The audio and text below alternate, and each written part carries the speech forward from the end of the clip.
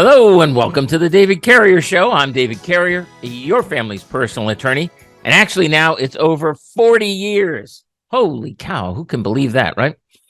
But seriously, I was sworn in 1982. That was a while ago. So that's 41 years now. Holy friholies. I mean, the time flies when you're having fun. So what explains it flying for me, I don't know.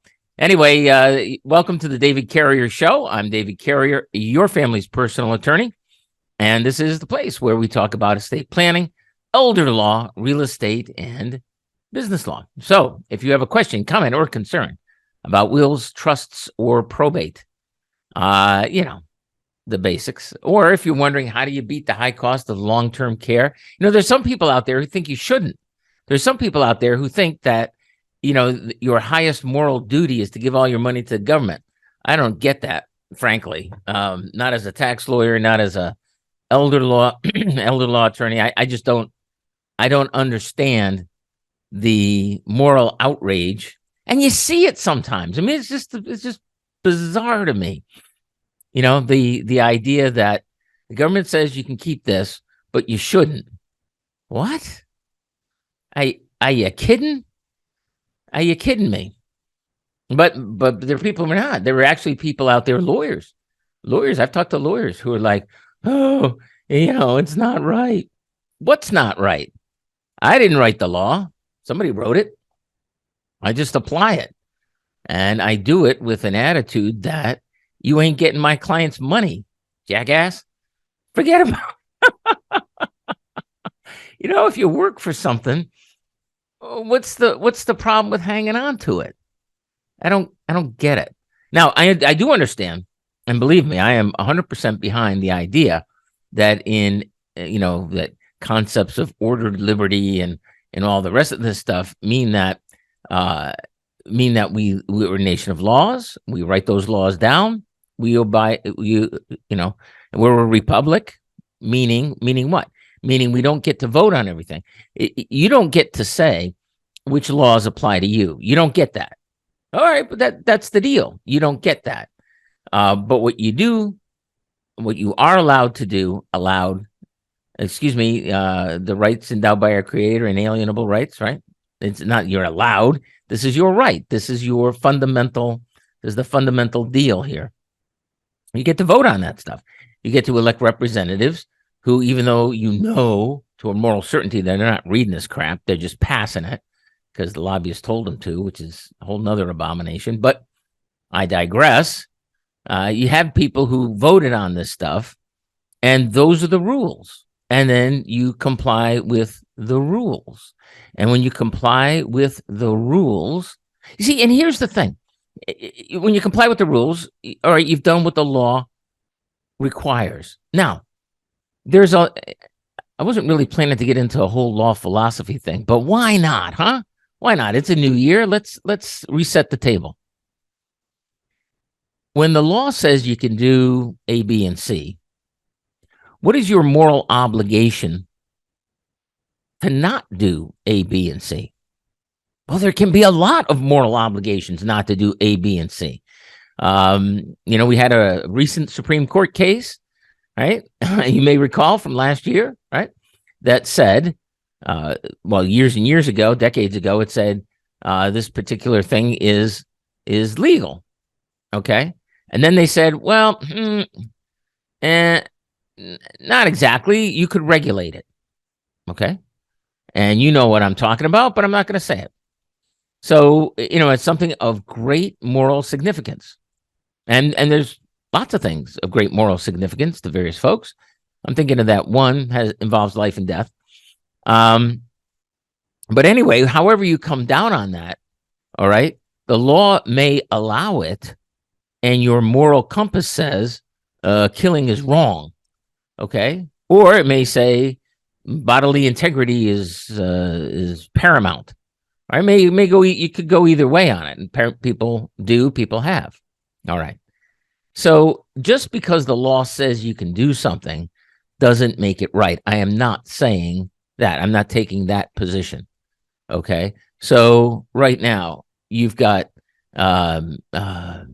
marijuana in cookies and gummies and stuff like this is so prevalent that you drive along the highway and you see billboards telling parents to lock up the gummies so that their little kids don't gobble them down. Well, you know that billboard didn't just show up. You got to know that that the poison control centers and the emergency rooms and all the rest of it are seeing little kids gobbling up the gummies from their stoned parents. You know that that's going on. So is it a good idea, number one, to get stoned, right? Is that a good idea? No, I would suggest, right? And number two, is it a good idea to leave them lying around? Doubly no. So, all right, the law allows it. Does that make it a good idea? No, it doesn't make it a good idea. Okay. So I am not taking that ridiculous, absurd, extreme position that if the law allows something, then it's a good thing to do it. Okay. Just want to be very, very clear on that. You know, I don't want to be a Pharisee where, oh, you know, I tithe and I do all this other stuff, therefore I'm a good person.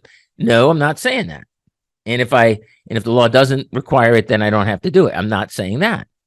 What I am saying though is if there's something that's a good thing to do and the law allows it, well, and I'm not violating some other moral precept, why wouldn't I do it? Right? If it makes sense to me. And that is what this whole practice for 33 years now. Yeah, I've been practicing for 41. That, you know, do the math. So there was a hiatus there when I was either clerking for a judge, working for a big law firm, or wearing my country's uniform as a JAG officer. I mean, I was, you know, that's what that. So if you're like, wait a second, he practicing for 33 years, and you know, but he was you know, practicing for 41 years actually, you know, admitted to the bar. Been a lawyer for 41 years, but only practicing for 33. Wait a second, what happened to the lost decade there? And the answer is, you know, I clerked for a judge, which the Army gave me time off for. Thank you very much, Army. They did me a solid that way. And then, of course, I spent my time on active duty. And again, I couldn't have been a better experience. I enjoyed the hell out of it. I have a whole I Love Me wall. If you know any veterans, you know, a lot of vets have the I Love Me wall, where you put your medals and your pictures and, you know, rank and stuff like that. I got one of those at the office, the main office anyway. Well, that's what I was doing. And then, of course, for 2 years at the big law firm before they, you know, they showed me the door, which they should have done 6 months, not 2 years later. But hey, they were being nice. I have no hard feelings there. I mean, they again, I've been very blessed in the people I've interacted with. Working for the judge was a great experience. The Army was a great experience. The big law firm was an eye opener. And then, of course, with you folks for the last 33 years, since 1990, doing this, love it. But anyway, so here's my philosophy, okay, which is there something out there that seems wrong? Is there a solution for that wrong under the law? Well, if there's something that seems wrong and you can fix it, and there's a legal solution to fix it, why wouldn't you fix it? You know? And the fact that other people are not fixing it is no excuse. That's the thing that really torques me. You know, legal malpractice is not the plan failed, okay? Because almost all estate plans fail. They don't work. I mean, the trust-based estate plans, we're going to avoid probate. And of course, you don't avoid probate. Or the trust itself doesn't work because you did other things, blah, blah, blah. And it was supposed to, this was supposed to be our one plan, unitary plan. This is it. And hooray, it's going to work. Well, no, it doesn't. I mean, like almost all the time, it doesn't work. Almost all the time. There's one survey out there from a place called, what is it? Lawyers with Purpose. They say 96% of the time. I don't know if it's 96% of the time. I can't find anybody who doesn't agree that it's at least 80% of the time. So I don't know. It's some enormous, ridiculous number. But that's not malpractice. Okay. Because everybody else is doing it. How bizarre is that? Oh yeah. Your plumbing leaks, but all plumbers have leaky plumbing. So therefore it's okay. Really? When we get back, we'll get into this just a little bit more. And if you have a call, if you have a question, give me a shout, 616-774-2424. If you're bored of the philosophy, you know how to fix it. 774-2424. I'm David Carrier, your family's personal attorney. Welcome back to the David Carrier Show. I'm still David Carrier, your family's personal attorney. And this, of course, is Appalachian Spring, which is more of an aspirational goal at this point than reality. But, why not? We need our aspirations, don't we? So anyway, here's the deal. Here's the deal with law. In case you were wondering what the hell's going on around this joint, what is our motivating philosophy? It matters. I think it matters. And the thing is, number one, figure out what it is you're trying to do. Okay. I think that lots of times people go through the motions, which is how you wind up with enormous failure rates with estate planning. Oh, and by the way, if you want to interrupt, that's fine. I kind of welcome it, actually. 616-774-2424. That's 616-774-2424. And don't complain about there not being an 800 number anymore, because nobody pays long distance anyhow. Okay? Anyway, give us a call. So here's the thing. It's like, what's motivating? What is motivating estate planners who tell people, oh, here's a trust that's going to avoid probate, knowing full well that it will not avoid probate. And when you call them on it, they blame the client. It's like, oh, well, if they would only do what I told them to do, then it'd be okay. Yeah. And if they walked a tightrope across the Grand Canyon, then they'd be millionaires and at least, very famous. So why don't they walk a tightrope across the Grand Canyon? It's like, you're not going to do it. It's not going to happen. So why not accept that people are not going to do what you claim that you want them to do, because they're not going to do it. See, this is the deal with with most trust-based estate planning. There's a follow-on that must be done in order for the thing to work. And sorry, here's the report card. You won't do it. You won't do the homework. You won't read an event. You won't do it. Just won't. So then what?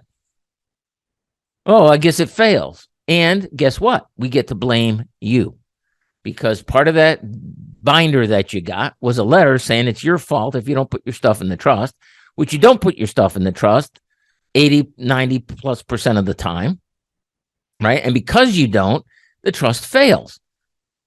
And you're dead, so you can't say, hey, you told me this or that. Plus, there's a memo in there that says that it's on you. Okay? Isn't that a sweet deal? And now, of course, the lawyer gets the probate. Whoa. See the little hand in glove there? Okay? Isn't that beautiful? So when I look at estate plan, I say, well, what's the point here? But everybody's doing it. See, that's why it's not malpractice. Everyone's doing it. So, okay, maybe there's a different way to do it. All right? Maybe we could run you through a 2 to 6 month process, which will be frustrating. It will be frustrating. Okay? It's not just come on in, sign the documents, boom, we're done. It's like we got to deal with the insurance company. We got to deal with the financial advisors or the finance companies. But there's just a whole pile of stuff. If you're going to do it right, there's a whole pile of stuff you got to do. And now you have that many more interactions and that many more opportunities for, I sent you an email and you didn't respond within 12 hours. And, there's all that kind of friction now that you have to accept as part of doing the job correctly. All right. And if you think it's easy finding people who are conscientious, on time, all the rest of it these days, I got another thing coming. You got another think coming, right? It isn't. It's hard. It's hard to get people. It's hard to train them up. It's hard to keep them at task. It's hard. Yeah, that's difficult. And I'm very happy with my team, very happy with the team.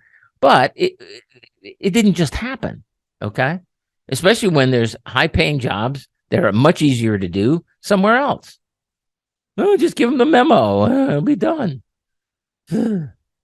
Anyway, so that's the thing. You've got to be willing to follow through. You got to be willing to take the hit. You got to be willing to keep a smile on your face and keep plowing ahead, despite the fact that nobody appreciates it, including the clients don't appreciate it. I'm just saying, some do. I guess a lot do. But the point, but the point is, I mean, I have people telling me, "Oh, you're not very good. Number one, you charged me more, and my friends got their estate plan done, and they only had to sign one time.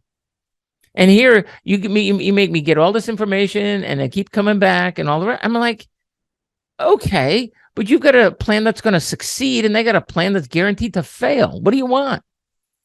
Sometimes you gotta fertilize the garden. You know what I mean? You gotta turn the compost heap. You gotta make it happen. But that's only the beginning. Okay, you see, that's the beginning. That's the table ante. If you want to sit at the table, you want to play the game.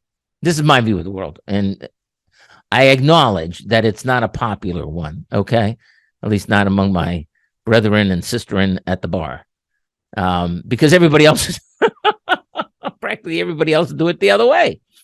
But this is how I feel about it. It's like, I mean, what am I doing selling you a trust or whatever that I know to a moral certainty is not going to work because you're not going to follow through, even though I can protect myself with a letter to you, which you're not going to read or understand if you did read it, right? And lets me off the hook. And it lines me up now after you're gone for a whole bunch of probate work that I can charge your kids for, right? I mean, how did that get to be a good thing? How did that get to be righteous? How did that get to be the way it's done? But it is the way it's done. In fact, they're training people to do it this way. How do I know? Because the Institute for Continuing Legal Education has a certificate program, which I think at least 3 of my attorneys have gone through. 3 of the attorneys at the firm have gone through, and they've had the same experience, 2 of them at the same time, of asking, well, how do you make sure the assets are in the trust? How do you make sure that the trust is funded and all the rest? Which, of course, was, the equivalent of farting in church during the sermon. You know what I mean? It's, oh, don't bring that up. Ooh, we don't want to hear that. But they did, and the answer was, that's what the will is for. I just saw another video yesterday. One of my brothers sent it to me. And it's like, oh, and if your stuff is in the trust, don't worry. That's what the pour over will is for. Well, they don't say you have to probate the pour over will. They never say that. They don't even say it in the memo. Well, sometimes they do, but not usually. It's not clear from the memo that they gave you, right, that pour over will means probate. Because most people think, if I got a will, I don't have to worry about probate. Okay? So this is what's going on here. This is the landscape that I entered into 33 years ago of just, and I thought the memo worked, okay? Because that's what they said at the big law firm. Oh, yeah, don't worry about that because we got the memo and they'll take care of it. And then it took about 6 months, right? 32 and a half years ago, figure it out. Well, that's not true. That's not the way it works. People don't read the memo. They just got the big book. They paid the big fee, and now they think they're done. And you're not. There's follow through that must be done that people are not doing. Okay. So that's reality. So what is this law thing all about? Well, the law thing ought to be about accomplishing goals, right? Taking the law as it is, understanding people as they are, and making sure that it works when you put the thing together. Isn't that what it's about? Okay. When we get back, we'll talk a little more philosophy, but you can always interrupt me, 616-774-2424, 774-2424. I'm David Carrier, your family's personal attorney. Welcome back to the David Carrier Show. I'm David Carrier, your family's personal attorney. Of course, you found the place where we talk about estate planning, elder law, real estate, and what else? Business law, of course, business law. It's not like the pandemic didn't wipe out small business or make a good try at it. Sure did. But there's businesses still around, maybe yours. Maybe there's ways of figuring this stuff out so that you actually have some success. What do you think? Anyway, give us a call, 616-774-2424. I'm talking today a little bit about, it's a new year, right? We got a new year. We've got a couple of articles in the paper the last couple of weeks. Sort of like I'm just trying to reset the table a little bit here with why does estate planning fail? And it almost always fails. On its own terms, it almost always fails. And what you can do about it. What is the appropriate, what is the correct process, and what is the correct goal? If you don't have the right goal, it's like they say, if you don't care where you're going, any road will get you there, right? So if you do have a goal in mind, then that dictates certain things, dictates certain ways that you're going to approach the problem. Also, I'm just kind of cheesed these days, I guess. Don't tell me I'm getting old. I already know that. It's just that when you see the way things are being done, and it's just very frustrating, right? So let's get back to basics. I'm just kind of recap the first half hour.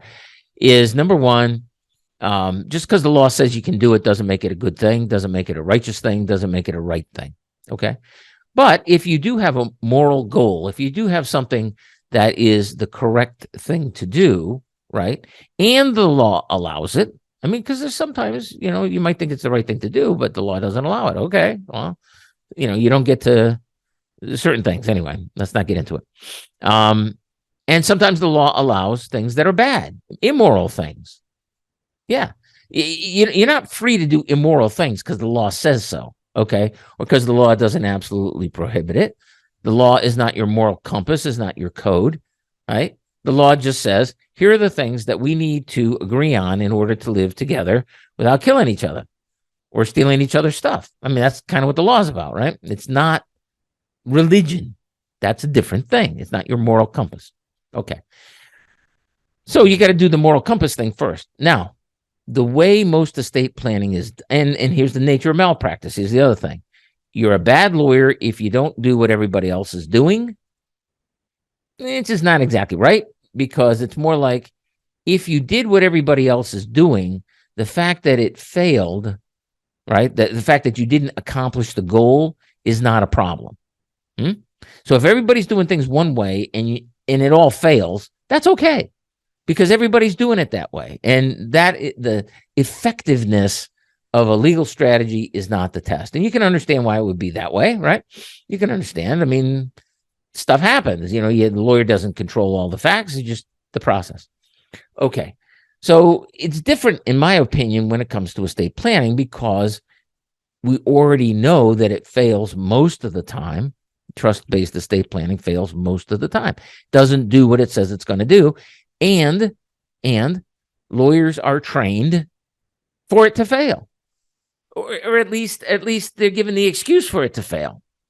And I know this because, well, number one, it's pretty obvious from the results. That's number one. I mean, people are presumed to desire the results of their actions. If the same thing keeps happening, it's not unfair to say, well, you meant for that to happen. Okay, that's number one. Number two, there's a training program by the Institute for Continuing Legal Education. You take a number of courses and you get a certificate to put on the wall. And I know that we've got 3 attorneys who got the certificate, and they all report the same experience when they bring up the idea of actually following through once you've put your assets in the trust. Once you've created the trust, following through by putting your assets in the trust. And, that always gets the panicked reaction, like, oh, how are you going to make sure that happens? And blah, blah. Well, and so the answer has been, don't worry about it. Give them the memo, which doesn't work. And you've got a pour over will. You see, when you signed your trust, and hopefully there were powers of attorney, but not always, but hopefully there were powers of attorney, a bunch of other documents along with it. One of those things that you signed was this pour over will. And the pour over will says, if I die and my stuff is not in the trust, probate this will, okay, do the inventory, do the accounting, notice to creditors, notice to beneficiaries, the whole 9 yards, right?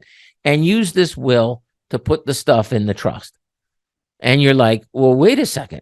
I did the trust to avoid probate. Yeah, I know. And that's what you were told. You're told, look, this trust will avoid probate. Well, it only avoids probate if you read the memo and do what it says. But guess what? At least 80. I mean, this is anecdotal evidence. I didn't do the survey, but there was a survey that said 96%. That's all. I don't know what the number is. The big number.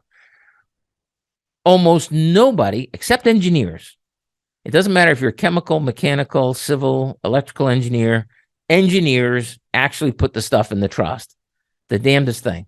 Well, I maybe because they're more used than the rest of us to real world implications of stuff. I don't know what it is, but engineers will put the stuff in the trust, but hardly surgeons don't, accountants don't, lawyers don't, regular folks don't put the stuff in the salespeople don't put the stuff in the trust by and large. Anyway, that's what you have this will for. So what they're doing is they're training the lawyers, the new lawyers. Hey, don't worry about putting the stuff in the trust. You got a will anyway. And guess what? Someone's got to probate the thing. And guess what? There are fees associated with probating the will. But wait a second. Isn't the whole reason for doing the trust to avoid probate and avoid those probate fees? Yeah, you would think so. Joke's on you. Okay. So in our office, it's a 2-month process after you sign the documents. Okay. It's at least 2 months. And, sometimes it gets out to 6 months. Sometimes it goes longer. I mean, we've been pretty successful in cranking that back to about 6 months. But, when you're dealing with insurance companies, when you're dealing with, the finance people, CompuShare, all the rest of these folks, to make sure that the stuff is actually in the trust. And if you have a business, we do a business review, and we make sure that getting the assets in the trust is done properly, on and on. It's a bunch of work, which is why nobody else wants to do it. But that's the way it is. Here we are, 2023, and people are still doing trust, and they're not funding them, which is just drives you nuts. Okay. So here's the last segment. I promise I'm not going to let it bleed into the next hour. Next hour, we'll do all legal stuff. How about that? Like individual questions. I got a bunch of emails we can get to. But here's the thing. Everybody wants to avoid probate, save taxes, get it to the kids. That's what people want to do. Wrong. That should not be those are not goals. Those are methods. Avoiding probate is a good idea. Yeah, it's a good idea. All right. It's a good idea, except for there's one instance where it's not a good idea, but we'll deal with that. Right. It's a good idea in order to accomplish the goal. Okay. Saving taxes. Yeah, that's a good idea. I'm all for it, but not if it means other consequences. People do all kinds. They put kids on deeds and stuff like this, thinking they're going to save the taxes and whatnot. And it's just like, oh my God, what were you thinking? All the other consequences that come from that. All right. So avoid is saving taxes a good idea? Yes, generally speaking, but you got to look at what's actually going on, and then getting it to the kids. And how do you get it to the kids? Well, that's all fine. But, and this is what we're going to cover in the last part. The last part is what your goal should really be. All right. According to me, like I know anything. All right. You've been listening to the David Carrier Show. I'm David Carrier, your family's personal attorney. Interrupt me anytime. Just give us a shout. 616-774-2424. You don't want to hear this? It's easy for you to avoid it. 616-774-2424. I'm David Carrier. Welcome back to the David Carrier Show. I'm David Carrier, your family's personal attorney. We're doing a little bit of philosophy. Yeah, I know, boring as hell. But anyway, a little bit of philosophy today. Sort of new year. Let's a little bit of a reset the table as to what exactly it is going on out there. And my 41 years opinion of practice and 33 years in my own shop has convinced me that most estate planning is done incorrectly. It fails. Nobody's surprised. Nobody involved is surprised that your estate plan will fail. The insurance companies aren't surprised. The financial guy isn't surprised. The lawyer isn't surprised. Nobody's surprised. And you're dead, so you're not surprised either. Your kids might be surprised, but that's okay, because when we show the kid the memo that says, hey, mom and dad, we're supposed to do these things, which we knew they weren't going to do. It doesn't say that part. If they don't do these things, then you're not going to avoid probate anyway. And they didn't do these things, which we knew they weren't going to do, unless your dad's an engineer or your mom is an engineer, because engineers do it. But for everybody else, you know, we're going through probate. Wee. Okay. So we avoid this situation by running you through a 2 to 6 month process to make sure that everything does happen correctly. Okay. Because if we don't do that, then we know it's going to fail. And failure is not malpractice. Failure is when you don't do what everybody else does. I'm summarizing. Okay. There's all kinds of exceptions. Oh, I got this law school article that said malpractice. Yeah. I know. I'm summarizing. Okay. So my position, though, is that even if you did everything correctly, even if you did fund the trust, you're still not doing the right thing. And here's why. Most folks will wind up in long-term care. The vast majority. When you're 65 years old, according to the Department of Health and Human Services, go online, you can see it. Okay, I'm not making this stuff up. You have a 70% shot. It's different for men and women. It's the unisex thing is 70%. At age 65, you have a 70% shot of an average of 3 years of long-term care. 3 years. Okay, 70%. And as you get older, the percentages just go up. Okay, because some people die and they didn't need long-term care. Good for them. They died in their sleep. Hooray. You didn't need long-term care. You know, that's what we say. Because sometimes we get all this stuff put together and client be like, well, yeah, we got all this stuff put together, but what if I die in my sleep? The answer is winner. Good for you. You didn't need it. Well, hooray. You know, good. But if you do need it, now you're ready for it. And that's in long-term care, of course, is what I'm talking about. You know, if your plan does not include long-term care, right, you don't have a plan. Isn't that obvious? You don't have a plan. And the fact of the matter is, the way the system is set up, right, you would be justified in thinking that they want you to go broke. Because, you know, with Social Security, you get your Social Security check. Do they look at your bank balance and say, hey, you saved some money there. You don't need so much Social Security. We're going to cut back on you. You know, you don't get that COLA, you know, that nice, what is it, 10% this year? Something like that. It's big. Thank you, Joe Biden, your inflation. You know, of course, they didn't keep up with inflation, but whatever.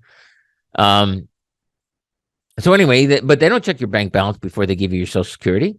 They don't check your bank balance before you get Medicare, do they? You know, if you need a bypass or a stent or you name it, something under the, you know, vein stripping or whatever the hell it is, you know, all those chronic type stuff, right? Hip replacement. They don't check your bank balance first. They do if you need long-term care.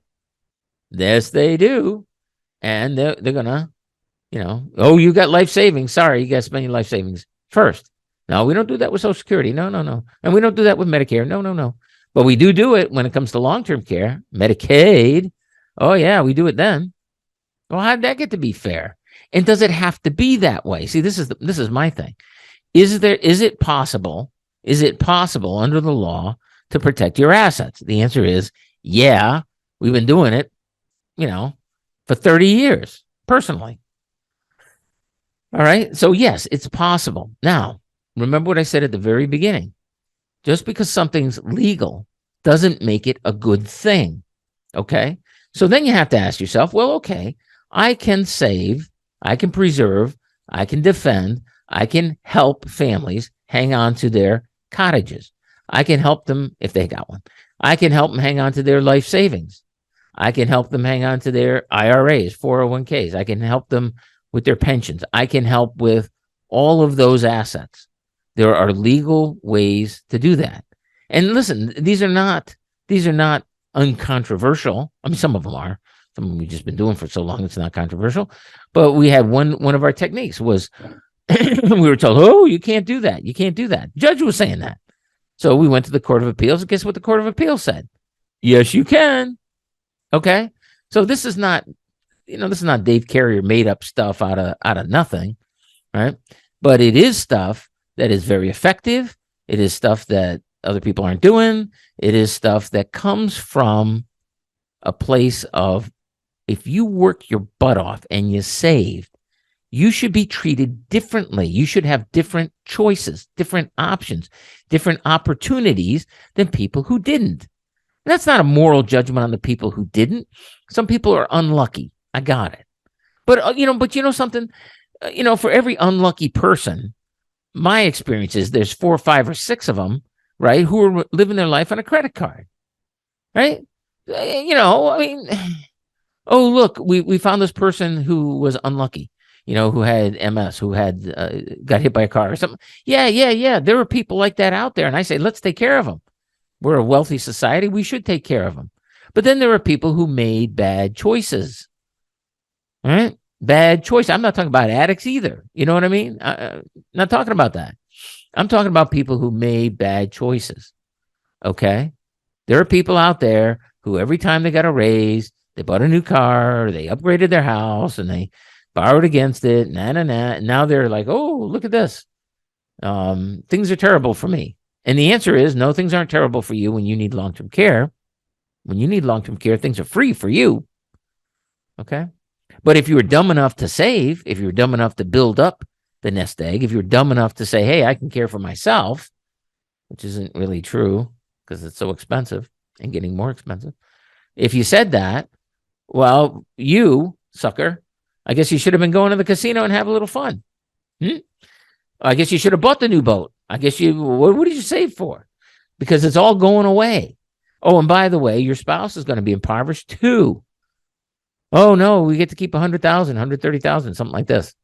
And, we get to keep some money and the house. Yeah, but you can't paint the house and you can't put a sticker on the license plate, according to Muskegon County. Okay, you can't do that. It's like, so my point is, you should be focused not on what happens after you die, but on what happens while you're still alive. You should use your life savings for you. And I don't say go to the casino. What I say is go ahead, save it. That's a good thing. That's a good thing. Use it to supplement, like you do with Social Security, like you do with Medicare. Use it to supplement the government program that you already paid for, and then leave it to your kids because they're going to need it. Recession, inflation, all the rest of this crap, they're going to need it. That's all I'm saying. Been listening to the David Carrier Show. I'm David Carrier, your family's personal attorney. Hello and welcome to the David Carrier Show. I'm David Carrier, your family's personal attorney, and you have found the place where we talk about estate planning, elder law, real estate, and business law. So give us a call, why don't you? 616-774-2424. That's area code 616-774-2424.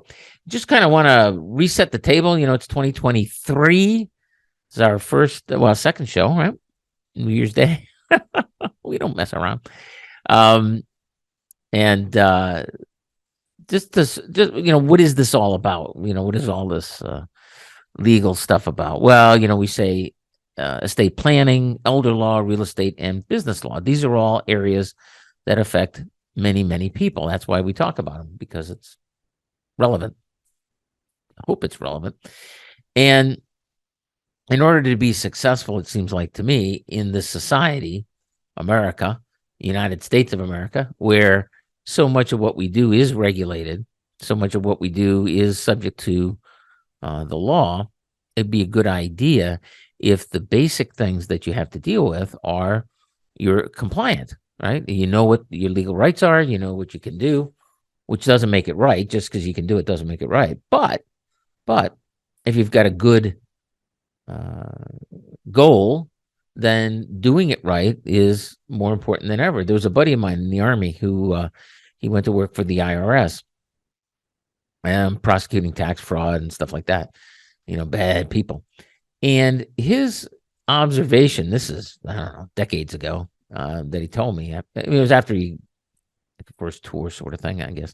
Anyway, his point was that an awful lot of what he was prosecuting, an awful lot of the people he was putting in jail, they could have accomplished the same goal, right?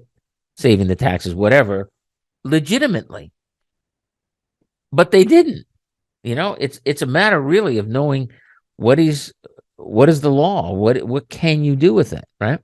And the thing is, so often we're stuck with options or attorneys, whatever, things that they keep being done the same way because that's the way they've been done. Are you with me on this? How do you get experience? You can't get a job unless you have experience, but you can't get experience unless you have a job, right? There's that problem that many people have. Well, you can't, it's not an acceptable technique for most attorneys if a lot of attorneys aren't doing it, but attorneys won't do it because it's not being done by attorney. You know what I mean? It's like that. It's crazy, my opinion. Understand, I didn't grow up wanting to be a lawyer. I mean, most people you talk to is like, oh, I've always wanted to be a lawyer. I was arguing with people. And I never, I kind of backed into this because the Army wanted to branch me one way and I didn't want to.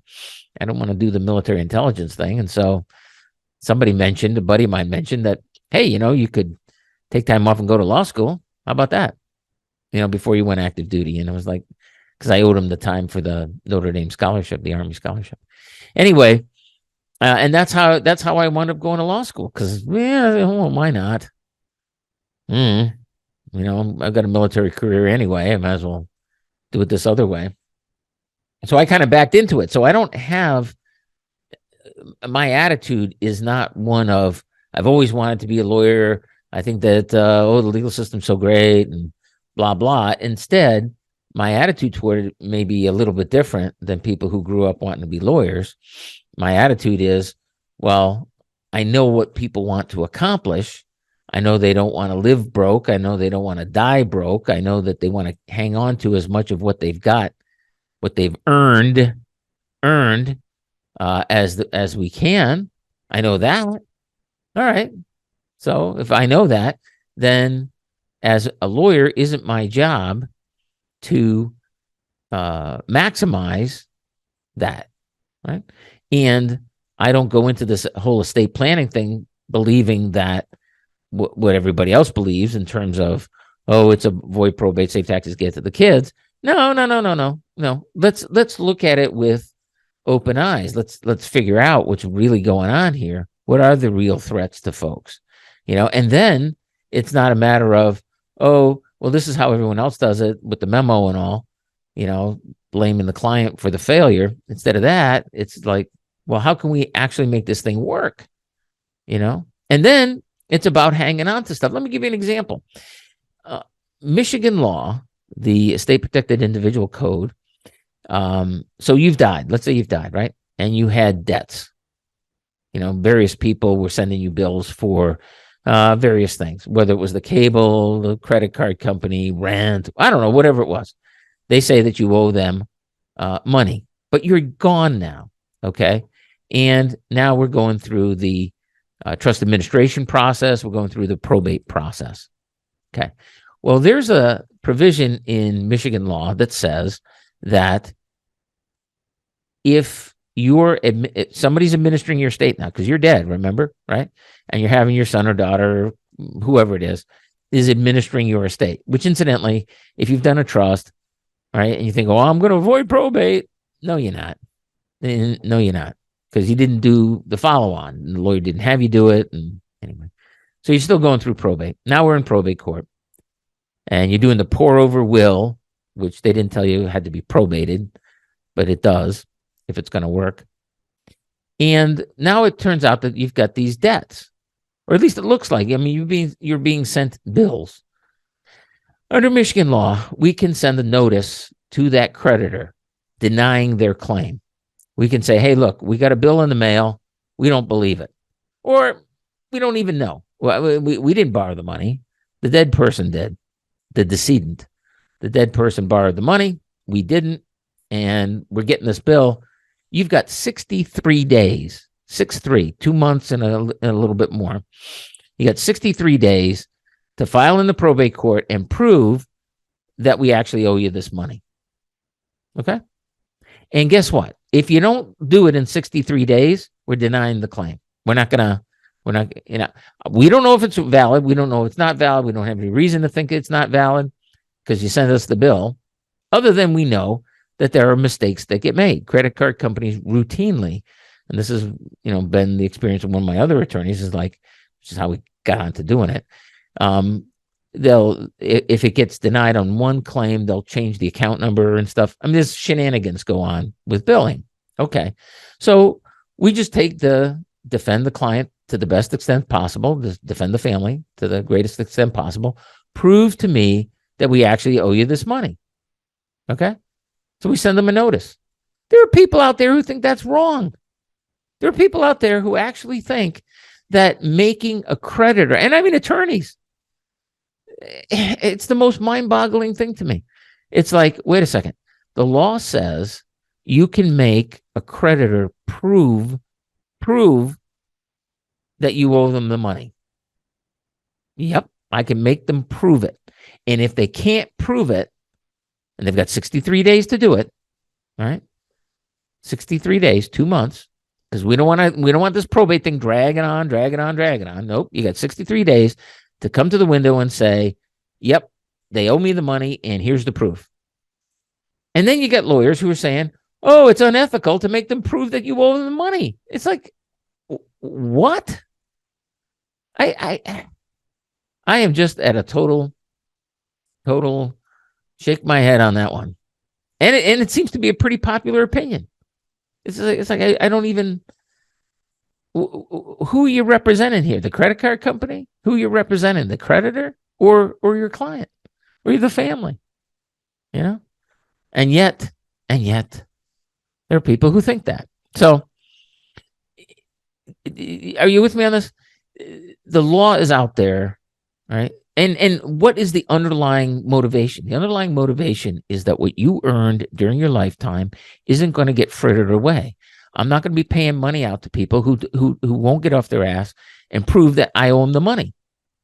All right? You know who it's going to go to? Your family. That's who it's going to go to. Or it's going to go to the people who you owe money to. All right? Okay, maybe you owe them. Oh, great. All right? You're willing to pony up and show me that we owe you the money? We'll pay it. No problem.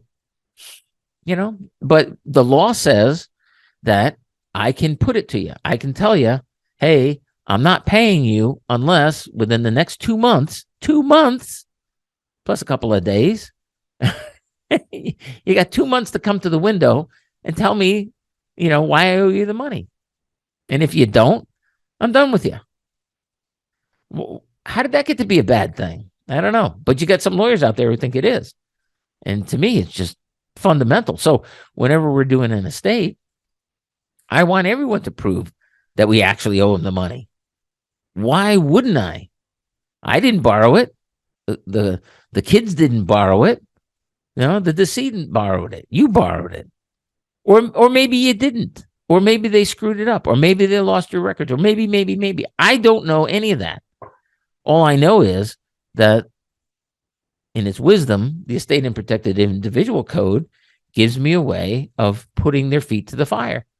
Prove to me you owe it. And if you don't, and that's the philosophy throughout. It's like, I'm not giving my folks money away. You better prove to me that they owe it to you. Okay? And if there's some other way that I can preserve, protect, defend what they've earned, I'm going to do it. Unashamedly. In accordance with the law, always. But that's my motivation, in case you were wondering. You've been listening to the David Carrier Show. I'm David Carrier. your family's personal attorney, inviting you, begging you, pleading with you to give me a call at 616-774-2424. That's 616-774-2424. Welcome back to the David Carrier Show. I'm David Carrier, your family's personal attorney. And now's the time for you to give us a call, 616-774-2424. You know, I saw an article a little bit ago in there's a reprint of a National Public Radio. I know, National Public Radio.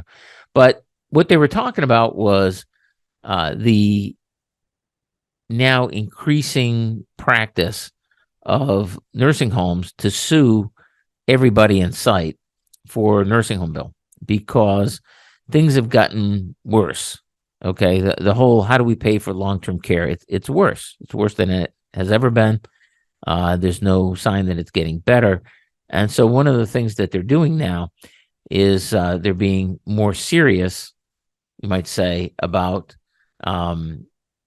giving their receivables to debt collectors. The problem is when you're dealing with a long-term care facility, okay, the actual long-term care facility, then it's usually not so bad, okay, because you know they're pretty reasonable, you might say. The problem comes when they assign your account to a debt collector, because the freaking debt collectors will say absolutely anything. Now, there are some ways to protect yourself. There are 3 statutes out there, 3 federal laws. So this applies to everybody. Let alone consumer protection in Michigan and all the rest. There are 3 federal laws that protect this. First is when they try to collect money from family members. Well, the Nursing Home Reform Act, the NHRA, prohibits a nursing home from requiring, they're usually pretty good about this, but sometimes they do it anyway, prevents the nursing home from, quote, from requiring a person other than the resident to assume personal responsibility for any cost of the resident's care. Okay? So you say, well, okay, then go sue the person who owes the money. Well, okay. I mean, go sue the patient. But lots of times what they'll do is they'll have you sign, and you'll sign this as and there's some basic things you can do to protect yourself here. So if you're signing someone into the long-term care facility, number one, look at everything you sign. Okay? And if the person is already in the long-term care facility, don't sign a blessed thing. Don't sign anything. There are 5 ways to kick somebody out of a nursing home, and not signing a contract is not one of the 5. Okay? It's not. And getting someone removed under any of the other 5 are pretty darn difficult too. So don't sign unless you know what you're signing. Now, you may be willing to sign it, you know, if you're the agent under the power of attorney, but there's some traps in there as well. So, during the admission process, the nursing home is asking for a responsible party. Now, you can be the responsible party. Okay, you can say, right, I will make sure that this person's money is used to pay the nursing home bill. You can say that, right?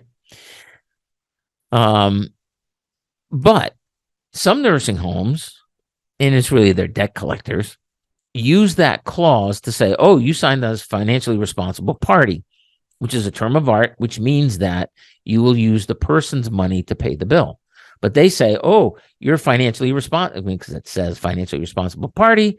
Then people say, oh, I guess that means I got to pay it.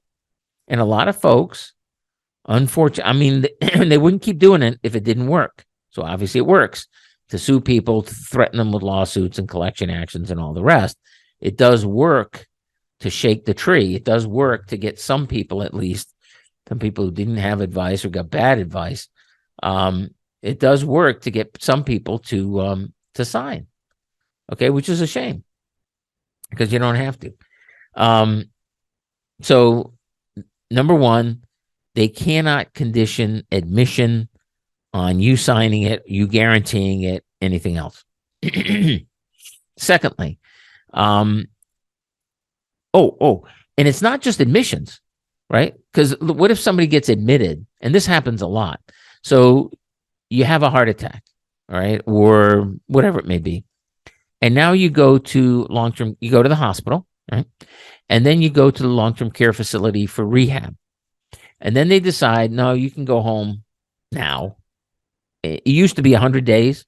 You were pretty well, you could pretty much count on 100 days, 20 days that was 100% covered by Medicare, another 80 days where there was a copay, and now the copay is almost, it's a couple $100 now, something like that.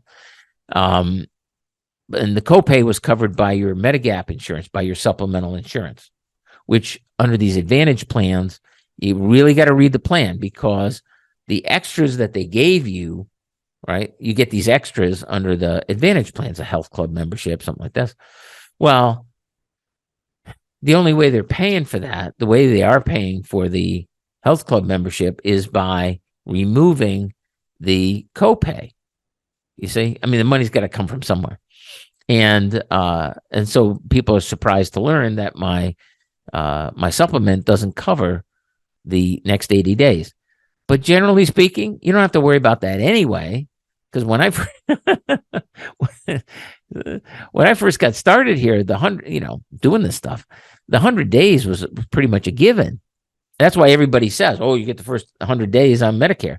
Well, it used to be true. I mean, 20 years ago, 15 years ago, maybe even 10 years ago, that used to be, rule of thumb. Yeah, you pretty much did get 100 days. Not anymore. Not anymore. I mean, you get a 7-day care plan. And think about this. When you had your kids, how long was the hospital stay? 3 days, 5 days, a week, right? You had time before you were coming home with the baby. Now it's like, oh, yeah, get in here at 8 o'clock this morning so we can get you out by 7 p.m., right? I mean, maybe you get a day or two, maybe, but, right, hospital's very expensive. Real estate, okay, they're going to get you out as quickly as possible. And it's the same way with the rehab. Right? I mean, the care plans are not, you never see a 21-day care plan anymore, 28-day care plan. No. 7 days, 3 days. Oh, and by the way, if you look pretty chipper, we're going to spin you right now. Okay. Then what? Then then they come to the family and they say to the family, the rehab is over, and, take your loved one out of here.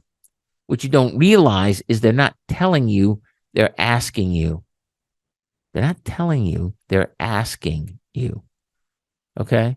Now they make it sound like they're telling you, but legally they can't tell you. Right? What they can do is say, oh, and by the way, it's going to be $400 a day, $500, because that's what it is these days, $400 to $500, 3. Nobody has 3 anymore. It's all $400 or $500 a day for nursing home care. Not even rehab, just the nursing home care. And you're going to be responsible, which is not true. The patient is going to be responsible. We'll go into this when we get back. You've been listening to the David Carrier Show. I'm David Carrier, your family's personal attorney. Welcome back to the David Carrier Show. I'm David Carrier, your family's personal attorney. Now's the time for you to give us a call. TikTok, 616-774-2424. Been kind of going over a little bit this week. What is this whole law thing all about? Why does it affect you? How does it affect you? What's the philosophy? What are we trying to do here? The fact of the matter is that if you don't actively defend yourself, you're gonna get screwed. Simple as that. I mean, that's just the reality of the thing. And it's getting worse. It's not getting better. Okay. The good news is that there are things that can be done, very effective things. But you got to do them. Right. My philosophy is that just because the law allows something doesn't make it moral, doesn't make it good or right. But if you have something that's good and right and moral that you want to accomplish, right, and the law allows it, well, why aren't you doing it? That's kind of where I come from on this stuff. And I gave you a couple examples. I mean, the whole Medicaid thing, right? I mean, you paid for it and you're not going to take advantage of it. Well, okay. There's ways to do it if you want to. there's ways to save your 401k, your IRA. There's married couple in that situation. There's ways of doing a lot of these things that people, by and large, are not aware of. Well, if you want to go broke, that's on you, because you don't have to. It doesn't have to be that way. And, and they can't sue you for it. They, just because you were helping out, you want it to be helpful. They can't come after you for it.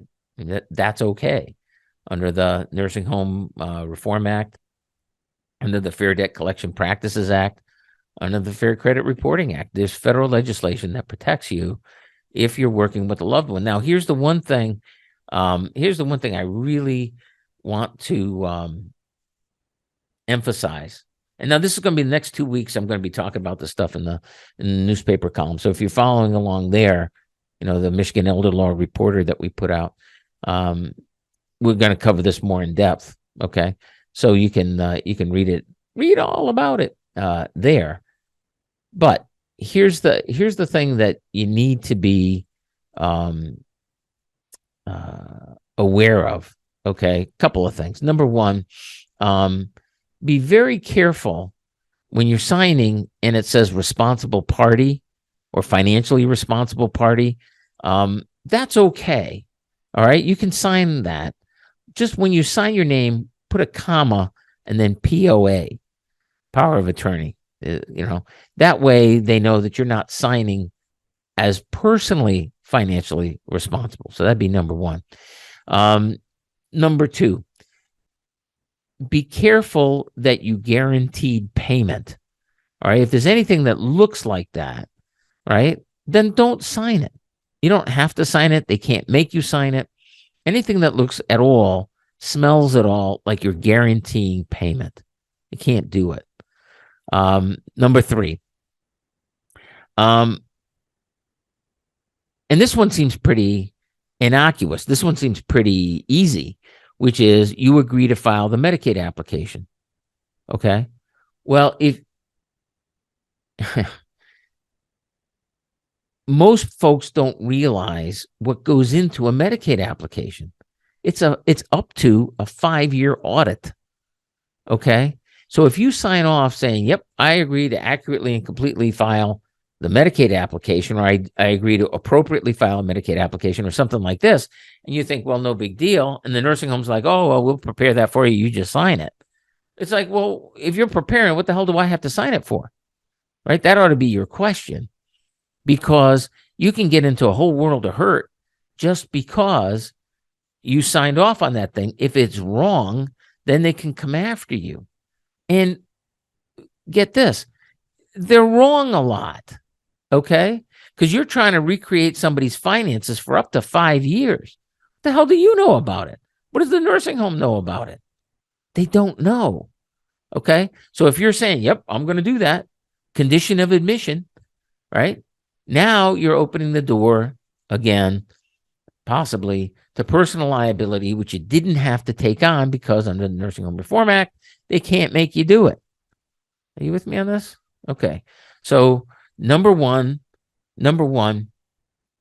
when it says financially responsible party or responsible party, that's okay. Just comma POA after your name when you sign. Number two, here are the things to look out for in the contract. Anything that looks like you're promising to pay or guaranteeing payment or anything like that. All right. Absolutely not. Don't sign it until you've had a responsible elder law attorney review it. Okay. Because otherwise they can't make you sign it, but if you sign it anyway, then they'll say it was voluntary. You say, well, it wasn't voluntary. I didn't know what I was doing. I say, well, that's on you. Okay. So that's number two. Number three, when you're signing up, look for anything that says that you're supposed to file a Medicaid application. All right. It's not easy. It's very difficult. And you got people out there, which makes me tear out what's left of my hair, right? Oh, it's so easy. Oh, there's nothing to it. It's like, what? Are you kidding me? How many of these have you done? We've done thousands. How many have you done? right? And you're going to tell me it's easy? It ain't. It's not easy. Some are easier than others. That's true. And we do a fixed fee to cover all of them, right? Because you never know when something's going to jump out of the woodwork and bite you in the rear end. So you better be thinking about that. That's my thought. Number 4. So that's number 1, right? Number 1, do not, when you sign as financially responsible party, always become a POA or not personally liable or something like that. Okay, but POA is good enough, generally speaking. Number 2, don't sign anything that looks like a guarantee. Number 3, don't agree to file the Medicaid application. Now, you may very well file the Medicaid application, but you don't want to promise to do it. Okay, because if you promise to do it, that's the hook they'll hang you on. Now, it may still be a violation of the Fair Debt Collection Practices Act. It may be illegal under the Nursing Home Reform Act. It may be, but you're in court, and that's the pain. Let's not even go there. Okay. And then the last one is where you agree to use the applicant's, your loved one's assets to pay for the care. Okay. You agree to use their assets to pay for the care. Now, this is kind of going back to that financially responsible party, which is if you sign off on that, then you're agreeing to do this. But where it says, where you get something explicit that says you're going to do it, the concern is you may have a power of attorney. You may have a power of attorney that is insufficient. Okay. There's no such thing as a standard power of attorney. All right. People find this out to their sorrow every single day. Financial powers of attorney can be very different. Healthcare power of attorneys can be very different one to the other. Okay.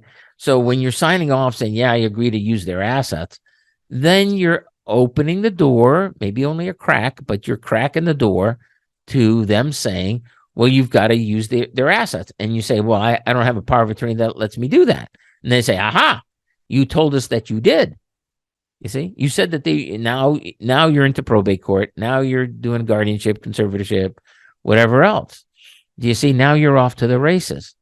So you need to be very, very careful when you're signing. If you're signing a nursing home contract or long-term care facility, assisted living, or what have you, or any kind of care contract for someone else, you need to be very careful. Those are the 4 things you really need to be looking out for, because those are the things that they can at least file a lawsuit on, and then you have to defend. Then you have to say, hey, Nursing Home Reform Act says I don't have to do this, or the Fair Debt Collection Practices Act says I can't do that, or the what's the other one? The Reporting Act says I don't have to do this. Okay, so these are the things you need to you really need to be looking out for when you're going the extra mile, when you're being helpful, when you're being friendly, and you're helping someone out. Okay, so these are things to really watch out. Now,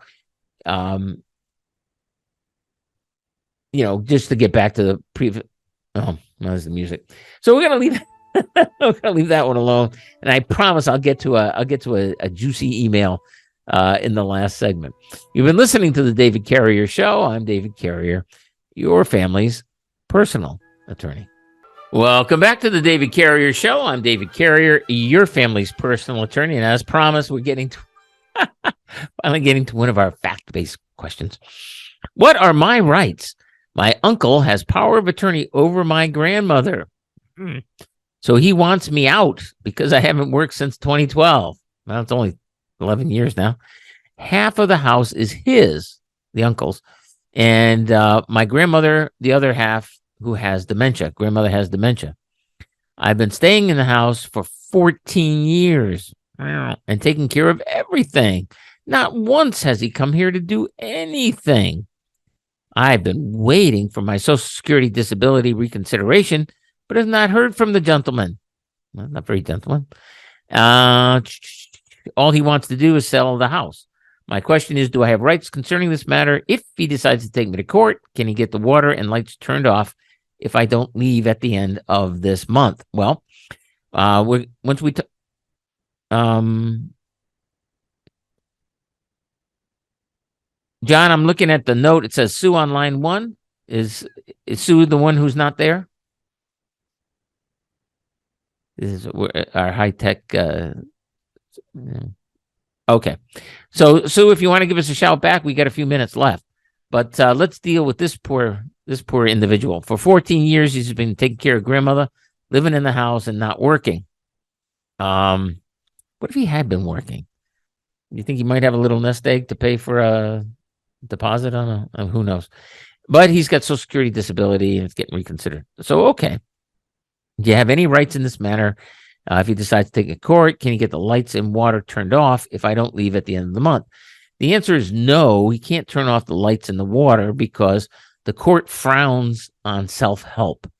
See, when you turn off lights and water and stuff, and turn off the electricity, the power, what have you. Well, what about grandma? Isn't she still there? Isn't grandma? I mean, is he turning off the lights and water on her as well? Question. But anyway, you can't do that in order to get rid of a tenant. Okay, you have to go through the eviction process. Now, what he has to do is he has to give you a 30-day notice to quit. All right, termination of tenancy. If you were paying rent, which you're not, if you were paying, then it would be a notice to pay or quit. In other words, a notice either to pay the past due rent or to get out. Well, you're not paying anything, so it's just a termination of tenancy. And you've been there for 14 years, but you've been there with the permission of the uncle, with the permission of grandma, because you were caring for her. Okay, so you don't have an adverse possession claim, which after 15 years you would, if it was adverse and everything else. But it's not. It's with permission. So you don't have that. Basically, what you've got right now, and I'm assuming that there is no written contract and all that, that what you've got is, and she's got dementia and he's got power of attorney over her, uncle does. So now you have to deal not with grandma, but with uncle. And uncle's the one who wants you to say, see you later. Okay. All you've got right now are the rights of a holdover tenant. In other words, you have the right to be evicted. You have the right to go through the process. Now, during COVID, they had these moratoriums on evictions. So you couldn't throw somebody out, which put a world of hurt in landlords, obviously. But, and maybe that's why he didn't do it back then, but those are over. Okay. So now the eviction process back in business, but that's the only rights that you're going to have really is just to insist that you get your holdover tenant rights, your eviction rights, which aren't great, but it's better than nothing. I mean, so in other words, he can't just lock the doors. He can't just turn off the power, shut off the heat. He can't do that. And that would be what we call self-help. You can't do that, but that is what he can do. He gives you the notice to quit and then say, see you later. And you've got to, hit the road, Jack. I'm sorry. Let's see. So father would like to, this is a good one. Trust and judgments. Trust and judgment. Father would like to put a trust together as part of his estate planning. Okay. He has 5 kids. His wife, my mother, passed away several years ago. 2 of the children currently have judgments against them. Is it okay to include them in the trust? Will it complicate matters when my father passes? Well, here's the thing. You know that 2 of your siblings, I'm guessing they're your siblings, 2 of them already have judgments against them, right? Well, in this litigious society, that's no surprise, right? And there may be others by that time, or the judgments may be resolved by the time dad dies. Could be. Or they might be in prison, or they might have MS, or they might, who knows? So when we're putting together an estate plan, when I'm putting together an estate plan, I said I mean my team. When we're putting together an estate plan, we assume that there will be judgments because we don't know that there will not be. Are you with me on that? You gotta look at what are the risks, what are the things that might happen, what are the things that do happen to people, right? And and then you account for those things. Now, that's unusual. I get that. It's very unusual to do it that way. So what we would do in this case, and we wouldn't do it just for the two judgments, we do it for all of them, is you establish a trust. Each child, when dad dies and each one of you gets your inheritance, it doesn't go directly to the child, which means it goes directly to the judgment creditor, right? Instead, it goes into a trust for the benefit of that child. And that individual child now has control over the trust, right? And there's a way that it's done, obviously. I'm not going into all the details right now because I got a minute left. But there's a way to set it up so that that trust is under the control of the beneficiary, practical control, right? But legally, it's inaccessible to their creditors. So that's what you want to do. You want to set it up that way so that if there is a divorce, if there is a bankruptcy, if there is judgment creditors, if there's prison, if there's nursing home care, whatever, right? You want the inheritance to go to the kid. See, now this is what I was talking about last hour and a half. There's a way to plan this so that your creditors don't get the money. Most people don't do that. Most attorneys don't do that. They don't put an estate plan together to protect it from the creditors of the beneficiaries. Now, is it wrong to do that? Did your dad mean to leave the money to your creditors? Your credit card debt or rent or whatever? Is that what was supposed to happen? I don't think so. I don't think that's right. You've been listening to the David Carrier Show. I'm David Carrier, your family's personal attorney.